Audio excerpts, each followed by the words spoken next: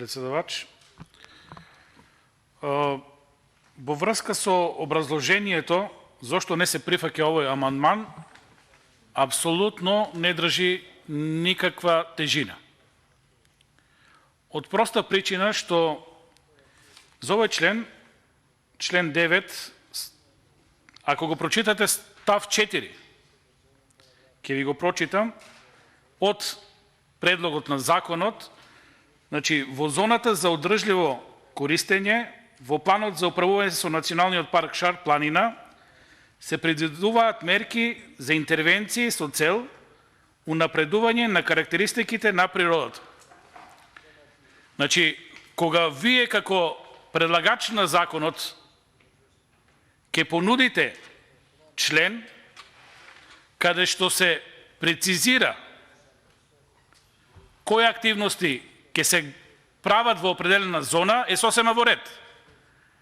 Кога ние како опозиција ќе побараме до прецизирање на тие мерки и тоа во стрикна согласно со Законот за природа, вие тоа не го прифаќате и не враќате на Законот за природа. Тогаш, зошто стои овој член 9 став 4? Сосема иста материја е, односно регулираме во определена зона што може, што не може да се прави. И ви кажав и претходно, целата поента е подобрување на текстот на законот и стварање на сигурност и доверба кај жителите кои гравитираат кон овој национален парк пред се, а понатаму и целосна подршка на законот и несомнено дека има и голема подршка во целата држава. Значи, вие сега ни опонирате на нешто што вие го правите.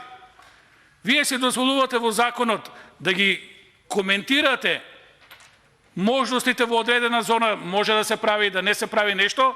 Кога ние сакаме да допрецизираме, викате ова не е возможно да стои во законот. Тука е таа абсурдност и, ајде да не кажам, неподготвеност за соработка во интерес на граѓаните. Благодарам.